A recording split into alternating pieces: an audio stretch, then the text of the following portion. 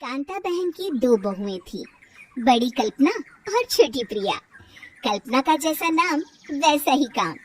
सारा दिन कल्पनाओं में रहती, न कोई काम करती न कोई। अरे कल्पना बहू, जरा अच्छी सी चटनी पीस दे, आज कुछ मजेदार खाने का मन है। पेट में जलन हो जाएगी माँ जी बुढ़ापे में, और वैसे भी मेरा काम करने का वक्त शाम का है, आप प्रिया को ही बोल दो। इतना कहकर कल्पना वहाँ से चली जाती है। कांता कल्पना के ऐसे रवैये से काफी परेशान रहती है। मैं बना देती हूँ माँ चटनी, ऐसा बोलकर प्रिया माँ को चटनी बनाकर प्लेट में खाने को देती है कि तभी वहाँ अरे वाह चटनी, जरा चक्कर तो देखो, बड़े दिन हो गए। अरे नहीं बहू, तू तो रहने ही दे चटनी खाना, पेट में जलन हो जाएगी।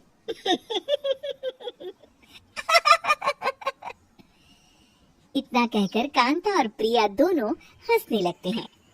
कल्पना सारा दिन या तो मोबाइल में यूट्यूब देखती या फिर सोती रहती। उसका कमरा भी बिखरा। एक दिन कल्पना का पति अशोक उससे कहता है, अरे कल्पना, जानवर भी उस जगह को साफ कर लेता है जहाँ वो बैठता है, तुम तो इंसान हो, कैसे इतने गंदे कमरे में रह लेती हो? देखो सारा सामान यहाँ वहाँ बिखरा पड़ा है। ज्यादा अपनी माँ का बोल ना बोलो। हाँ, कमरा तुम्हारा भी तो है, गंदा लग रहा है तो साफ कर लो। पता नहीं तुम्हारे साथ मैं कैसे जिंदगी बिताऊंगा। इतना कहकर अशोक वहाँ से चला जाता है। बस खाना खाने कमरे से बाहर आती और फिर से कमरे में चली जाती। इससे कांता बहन काफी परेशान रहती। एक दिन प्रिया कांता से कहती है, माँ, मैं सारा दिन काम करके थक जाती हूँ, आप कल्पना दीदी से कहिए ना कि सुबह और शाम का काम बांट ले। मैं तो अब सिर्फ एक वक्त का ही काम करूँगी। हाँ। अरे तो वो भी ना करना, एक बहू तो काम चोर थी ही, दूसरी भी आ गई काम ना करने के बहाने लेकर। तभी वहाँ प्रिया का पति रमेश आ जाता है। माँ, मैं देख रहा हूँ भाभी कोई काम नहीं करती, प्रिया सारा दिन घर और रसोई का काम करती है, माँ कुछ करो। कांता मन में कुछ सोचती है और कल्पना के पास जाती है। कल्पना फोन पर मेकअप करना देख रही होती है। कल्पना, तुम सारा दिन बस मोबाइल देखती हो, घर का कोई काम भी कर लिया करो।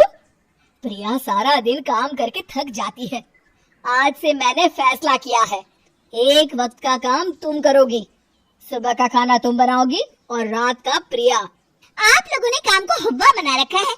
अरे पता नहीं थोड़ा सा ज्यादा काम करने में आप लोग घबरा क्यों जाते हैं। और हाँ, बहुत ज्यादा प्रिया की तारीफ मत करिए मेरे सामने, बड़ी बहू तो मैं ही रहूंगी। मैं कुछ नहीं जानती, कल सुबह मुझे वक्त से खाना चाहिए, रसोई में आ जाना, वरना कल से तुझे खाना नहीं मिलेगा। अगली सुबह कल्पना रसोई में नहीं आती है, उठती है और बाहर आकर कहती है, भूख लगी है, आज खाने में क्या है? इतनी देर हो गई, आज किसी ने मुझे उठाया भी नहीं, पता नहीं कहाँ है सब। कल्पना को घर में कोई नहीं दिखता। वो रसोई की तरफ जाती है जहाँ बड़ा सा ताला लगा होता है। अरे रसोई में ताला! ओ, मैं तो भूल ही गई थी। माँ ने आज से सुबह का खाना मुझे बनाने को कहा था।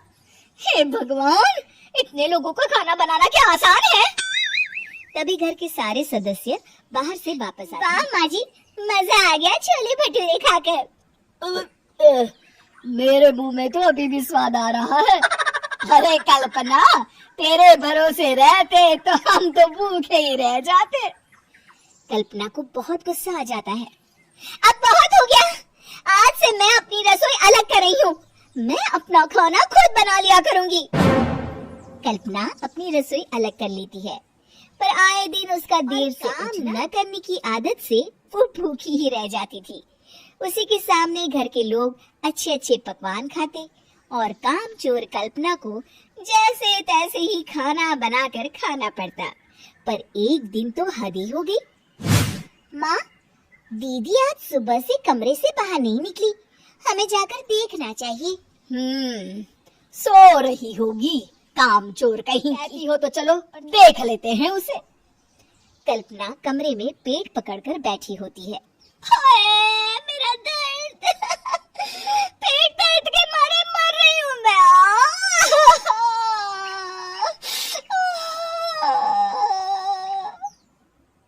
अरे दीदी क्या हुआ, पेट में दर्द क्यों हो रहा है, डॉक्टर को दिखाया आपने?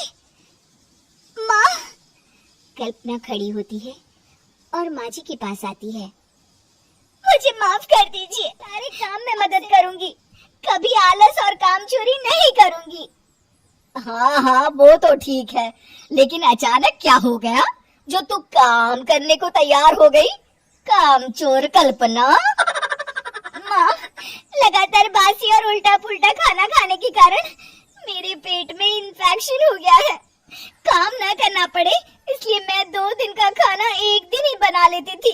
बासी और खराब खाना खाने के कारण लेने के देने पड़ गए। पेट में दर्द हो रहा है। चलो अच्छा हुआ, देर आए दुरुस्त आए।